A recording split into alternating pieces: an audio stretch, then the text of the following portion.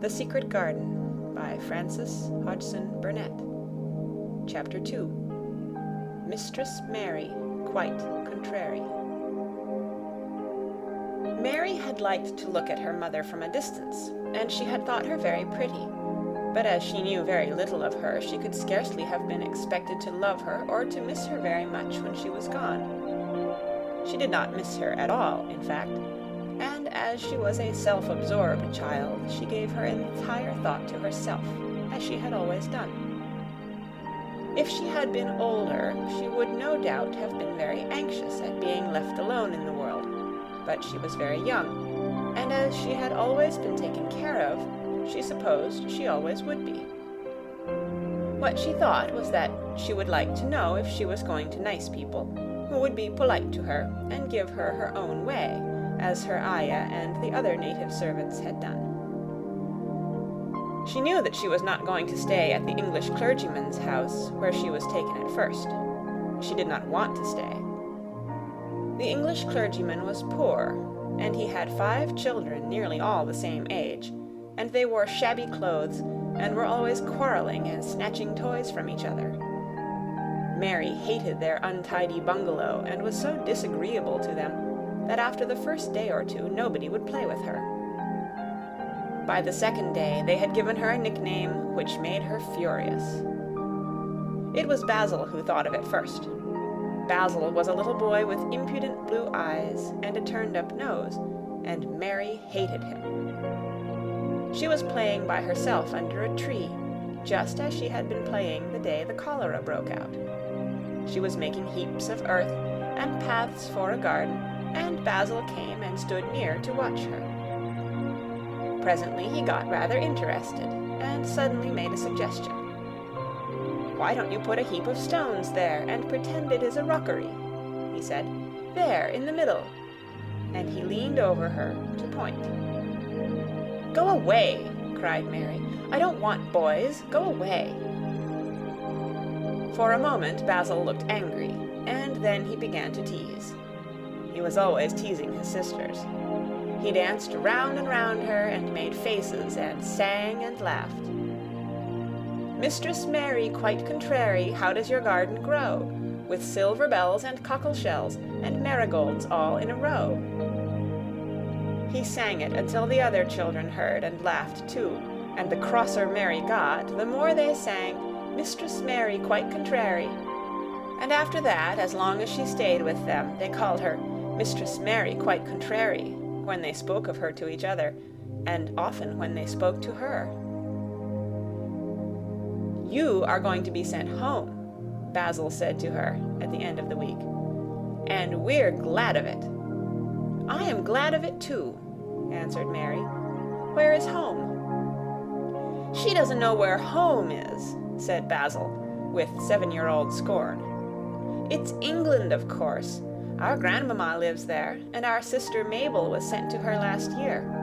You are not going to your grandmamma. You have none. You are going to your uncle. His name is Mr. Archibald Craven." "I don't know anything about him," snapped Mary. "I know you don't," Basil answered. "You don't know anything. Girls never do. I heard Father and Mother talking about him.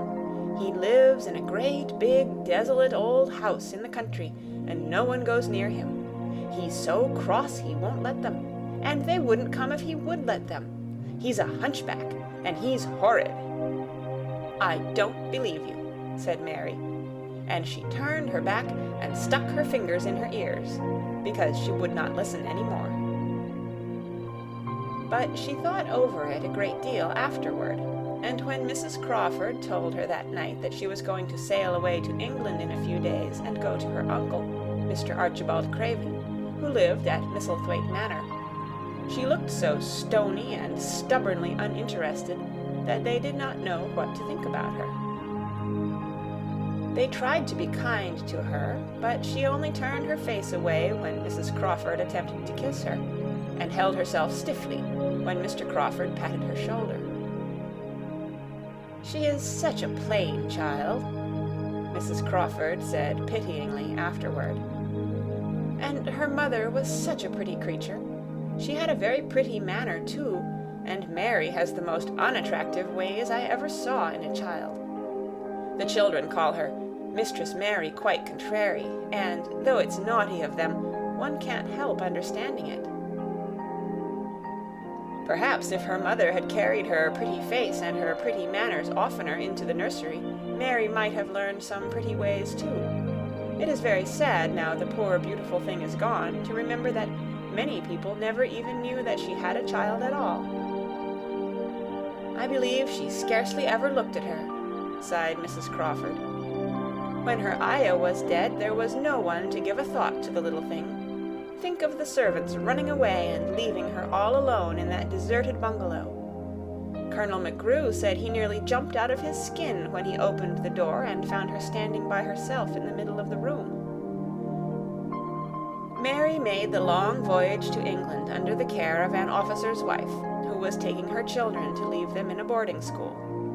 She was very much absorbed in her own little boy and girl, and was rather glad to hand the child over to the woman Mr. Archibald Craven sent to meet her in London. The woman was his housekeeper at Misselthwaite Manor, and her name was Mrs. Medlock. She was a stout woman with very red cheeks and sharp black eyes. She wore a very purple dress, a black silk mantle with jet fringe on it, and a black bonnet with purple velvet flowers which stuck up and trembled when she moved her head. Mary did not like her at all, but as she very seldom liked people, there was nothing remarkable in that. Besides which, it was very evident Mrs. Medlock did not think much of her. "My word, she's a plain little piece of goods," she said, "and we'd heard that her mother was a beauty. She hasn't handed much of it down, has she, ma'am?" "Perhaps she will improve as she grows older," the officer's wife said good-naturedly.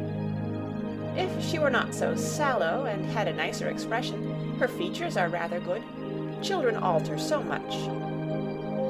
"She'll have to alter a good deal," answered Mrs. Medlock, "and there's nothing likely to improve children at Misselthwaite, if you ask me." They thought Mary was not listening because she was standing a little apart from them at the window of the private hotel they had gone to. She was watching the passing buses and cabs and people, but she heard quite well, and was made very curious about her uncle and the place he lived in. What sort of a place was it, and what would he be like? What was a hunchback? She had never seen one. Perhaps there were none in India. Since she had been living in other people's houses, and had had no ayah, she had begun to feel lonely, and to think queer thoughts which were new to her. She had begun to wonder why she had never seemed to belong to anyone, even when her father and mother had been alive. Other children seemed to belong to their fathers and mothers, but she had never seemed to really be anyone's little girl. She had had servants, and food and clothes, but no one had taken any notice of her. She did not know that this was because she was a disagreeable child, but then, of course, she did not know she was disagreeable. She often thought that other people were, but she did not know that she was so herself. She thought Mrs. Medlock the most disagreeable person she had ever seen, with her common, highly-colored face and her common fine bonnet. When the next day they set out on their journey to Yorkshire, she walked through the station to the railway carriage with her head up and trying to keep as far away from her as she could, because she did not want to seem to belong to her. It would have made her angry to think people imagined she was her little girl. But Mrs. Medlock was not in the least disturbed by her and her thoughts. She was the kind of woman who would stand no nonsense from young ones.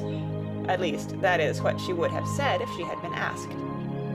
She had not wanted to go to London just when her sister Maria's daughter was going to be married, but she had a comfortable, well-paid place as housekeeper at Misselthwaite Manor, and the only way in which she could keep it was to do at once what Mr. Archibald Craven told her to do.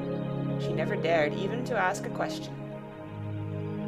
"Captain Lennox and his wife died of the cholera," Mr. Craven had said in his short, cold way. "Captain Lennox was my wife's brother, and I am their daughter's guardian. The child is to be brought here. You must go to London and bring her yourself." So she packed her small trunk and made the journey. Mary sat in her corner of the railway carriage and looked plain and fretful. She had nothing to read or to look at, and she had folded her thin little black-gloved hands in her lap. Her black dress made her look yellower than ever, and her limp, light hair straggled from under her black crepe hat. A more marred-looking young one I never saw in my life, Mrs. Medlock thought. Marred is a Yorkshire word, and means spoiled and pettish. She had never seen a child who sat so still without doing anything, and at last she got tired of watching her, and began to talk in a brisk, hard voice. "I suppose I may as well tell you something about where you are going to," she said. "Do you know anything about your uncle?" "No," said Mary. "Never heard your father and mother talk about him?" "No," said Mary, frowning. She frowned because she remembered that her father and mother had never talked to her about anything in particular. Certainly they had never told her things. "Humph," muttered Mrs. Medlock, staring at her queer, unresponsive little face. She did not say any more for a few moments, and then she began again. "I suppose you might as well be told something, to prepare you. You are going to a queer place." Mary said nothing at all, and Mrs. Medlock looked rather discomfited by her apparent indifference. But, after taking a breath, she went on. "Not but that it's a grand big place in a gloomy way, and Mr. Craven's proud of it in his way, and that's gloomy enough too. The house is 600 years old, and it's on the edge of the moor, and there's near 100 rooms in it, though most of them shut up and locked. And there's pictures and fine old furniture and things that's been there for ages, and there's a big park round it, and gardens and trees with branches trailing to the ground, some of them." She paused and took another breath. "But there's nothing else," she ended suddenly. Mary had begun to listen in spite of herself. It all sounded so unlike India, and anything new rather attracted her. But she did not intend to look as if she were interested. That was one of her unhappy, disagreeable ways. So she sat still. "Well," said Mrs. Medlock, "what do you think of it?" "Nothing," she answered. "I know nothing about such places." That made Mrs. Medlock laugh, a short sort of laugh. "Eh," she said, "but you are like an old woman. Don't you care?" "It doesn't matter," said Mary, "whether I care or not." "You are right enough there," said Mrs. Medlock. "It doesn't. What you're to be kept at Misselthwaite Manor for I don't know, unless because it's the easiest way. He's not going to trouble himself about you, that's sure and certain. He never troubles himself about no one." She stopped herself as if she had just remembered something in time. "He's got a crooked back," she said. "That set him wrong. He was a sour young man, and got no good of all his money and big place till he was married." Mary's eyes turned toward her in spite of her intention not to seem to care. She had never thought of the hunchback's being married, and she was a trifle surprised. Mrs. Medlock saw this, and as she was a talkative woman, she continued with more interest. This was one way of passing some of the time, at any rate.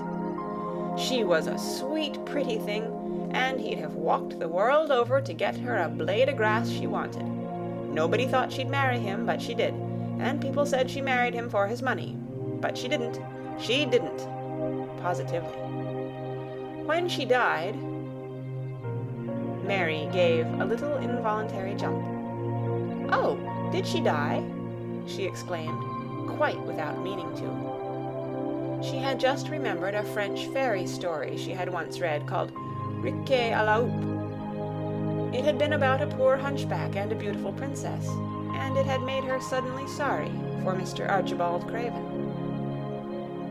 "Yes, she died," Mrs. Medlock answered, "and it made him queerer than ever. He cares about nobody. He won't see people. Most of the time he goes away, and when he is at Misselthwaite he shuts himself up in the west wing, and won't let anyone but Pitcher see him. Pitcher's an old fellow, but he took care of him when he was a child, and he knows his ways." It sounded like something in a book, and it did not make Mary feel cheerful. A house with 100 rooms, nearly all shut up and with their doors locked. A house on the edge of a moor, whatsoever a moor was, sounded dreary. A man with a crooked back who shut himself up also. She stared out of the window with her lips pinched together, and it seemed quite natural that the rain should have begun to pour down in gray slanting lines, and splash and stream down the window panes.